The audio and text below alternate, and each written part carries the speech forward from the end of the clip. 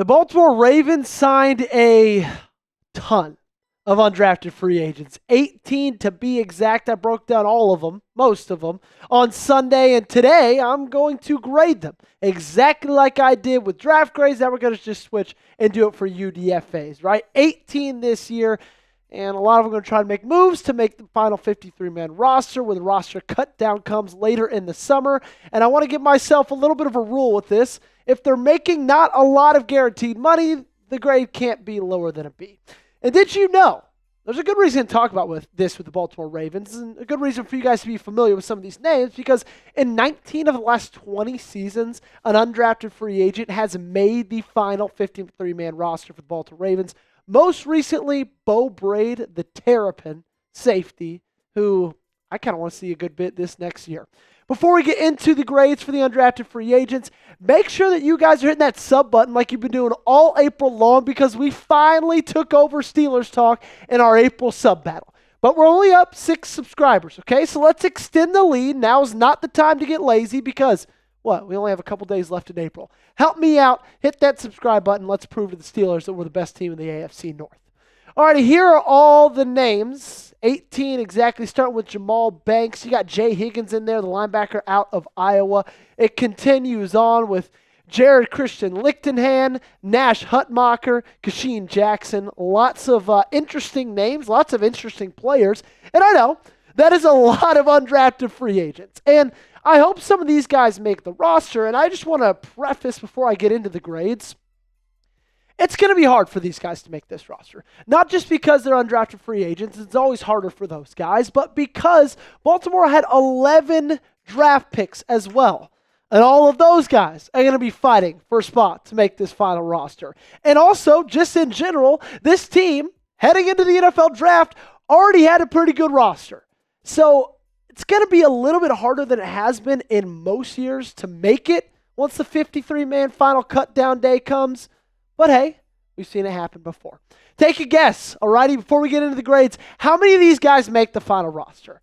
My guess is 1, maybe 2. You guys let me know in the comment section down below. Let's start with Jahmal Banks, the wide receiver out of Nebraska. I give this one an A-.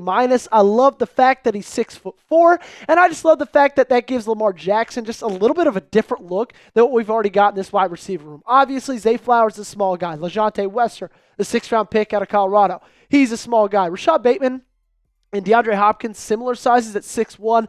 I love giving Lamar Jackson the possibility of having a big wide receiver at 6'4". Xavier Guillory, I'm going to give this one a B. He stepped up when he needed to at Arizona State this past year, which is great, but there's nothing that super jumps out about his game. Also, he kind of blends in with all the other wide receivers on this roster already. Sam Pitz, tight end out of Minnesota Duluth. I'm going to give this grade a B-.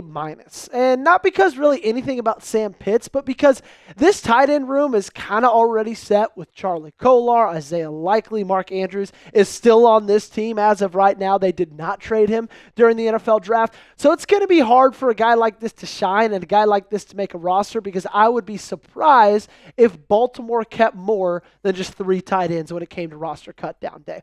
Let's talk about Sone Ntoh, the running back out of Monmouth. I give this one an A+. This one is my favorite signing of all the undrafted free agents. Guys, 39 touchdowns he had in 165 carries over the past 2 years. This dude knows how to put the ball in the end zone. He's a goal line threat. He is all muscle, all mass, and he kind of reminds me if Derrick Henry was just shrunk like 5 inches. That's Sony. I really hope this guy makes the roster. Defensive tackle out of Auburn, Jayson Jones. Nothing too special about this guy. Give him a B. He had a fine career at Auburn, but that's obviously, as we know, a position that needs a lot of depth. So pretty happy that they're getting a guy that came from an SEC school, got to play against really good offensive linemen on the other side. Diwun Black. I'm going to give this grade a B+, the edge rusher out of Temple. He was second team all-conference this past year. Now, that is Conference USA, but he had a pretty good season. I just don't know. There's already going to be some young edge rushers like David Ajabo and Adisa Isaac who probably are going to feel that their names might be on the chopping block. Let's talk about the linebacker out of Memphis, Chandler Martin. I give this one an A, alrighty. He had 111 tackles in 2024. He also had an 8.20 relative athletic score. I think this is a guy who could have been drafted, and obviously you draft Teddy Buchanan in the 4th round. This team at linebacker is just going to have one massive competition, alrighty, and it's going to be who's going to rise to the top. The most athletic, the most aggressive, those are the guys that are going to win the jobs to make that final roster. I think Chandler Martin might be one of the top guys percentage-wise of the UDFAs to make the roster. Be honest with me, how many of these UDFAs had you heard of? Okay? Be real. I'll be real for you. I think my number's at like 4. Igmanosin I'd heard of. Jay Higgins I had heard of. Jared Penning I've heard of. Maybe it's at 3. You let me know. Say that again? Xavier Guillory, that producer Jack knew that one, I didn't. Let me know your answers in the comment section down below. Coming up, we got more UDFA grades to go over. We're going to break down the rest of the signings. There's still a lot, so hang tight for me. Before that, make sure you guys go to chatsports.com/Starks if you guys want a brand new Malaki Starks jersey. I'm pumped about the 1st-round pick. We all saw it coming, but that still doesn't mean it wasn't a phenomenal selection. Cannot wait to see him out on the field next to Kyle Hamilton. He's going to be amazing for the Baltimore Ravens, and you're going to look even better in his jersey. Chatsports.com/Starks is where you're going to find it. Get it now because I know they are flying off the shelves. Again, the link to that promo will be in the comments and description of today's video. Shout out to Fanatics for sponsoring today's show. Let's talk about Jay Higgins now, the linebacker out of Iowa. This one's an A, and the only reason it's an A is because he's just not that athletic. He did have 295 tackles the last 2 seasons at Iowa, so he has a nose for the football, but his relative athletic score wasn't incredibly high. He doesn't have any traits that, push him over the edge to be that A+, but he still was an incredibly productive player, and I'm really happy and, decently confident in his chances to at least make a run at a roster spot.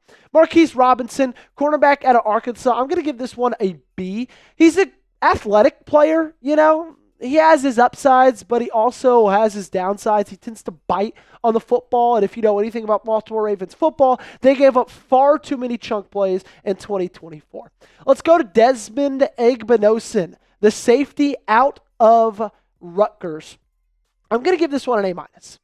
Because Bo Braid and Sanusi Kane didn't make it obvious enough that, they were vying for playing time in the 2024 season. You bench Marcus Williams, you bench Eddie Jackson. Ardarius Washington is the one that steps up. Bo Braid and Sanusi Kane weren't there. And so if he comes into this lineup, he had 29 career starts at Rutgers, so he's weathered. He's played a ton of football. He could come in and make his name known. Let's go to the offensive line now. We got 3 in a row, starting with Jared Christian Lichtenhand. I'm going to give this one a B. Ozzie Hutchinson, I'm going to give this one a B as well. Both those are big guys who, give this Ravens team a little bit of a different look. But if we're talking offensive linemen, I actually really like Reed Holsky out of Miami of Ohio. I'm going to give him an A because he was such a massive cog in the wheel that was Miami of Ohio's rushing attack. And if you know anything about Baltimore, their offense starts and ends with running the football. Let's talk about Keandre Jackson. I'm going to give this one an A-. A hilarious comment I received on Sunday's video. I forgot who it was from, but they said he looks like he's trying to convince you that he's excited about something he's not really excited about. It kind of looks like he's going to prom, but still, he had 9 passes defended and 3 interceptions this past season. If you could prove this team in that safety room that you have a nose for the football, guys like Chuck Pagano, the new secondary helper or assistant, and Zach Orr, they're going to like that. Jared Penning, I give this one an A. Offensive tackle out of Northern Iowa. Not just because of the name value. Of course, his brother was a former first-round pick for the New Orleans Saints. He's got great height. He plays really, really aggressive. He's got long arms as well. And he was second-team all-conference. Marcus Major. This was my worst grade of all of them. It's hard to give these UDFAs these intensive grades, but I'm going to give this one a C+. He played 6 seasons of college football and just had a career-high rushing yards this past year, 352. Okay? Not that impressed by it. I say this is a real long shot to make the roster. My possible favorite one, Nash Hutmacher. A-, defensive tackle on Nebraska. He is massive. I mean, huge. He also wrestled when he was at Nebraska as well, so you know he's aggressive, and he has an unreal nickname of the Polar Bear. I like everything about this guy. I'd be so pumped if he ended up making the final 53, man. And then we're going to end this one with Keyshawn Jackson, wide receiver out of Western Kentucky. I'm going to give this one an A. He led Western Kentucky in receiving yards this past year and in receptions, and he caught for almost 1,000 yards. Anytime you're able to be that productive out of college and, you get signed as a UDFA, I think that's a good chance. And I don't want to say a good chance to make the roster because I don't think really any of these guys technically have a good percentage chance to make the roster, but I really do like that sign. Play teacher for me. Grade the UDFA class, okay? Get those red pins out. Mark them up, A, B, C, D, or F. And before we get on out of here, make sure y'all do one thing for me. Hit that subscribe button.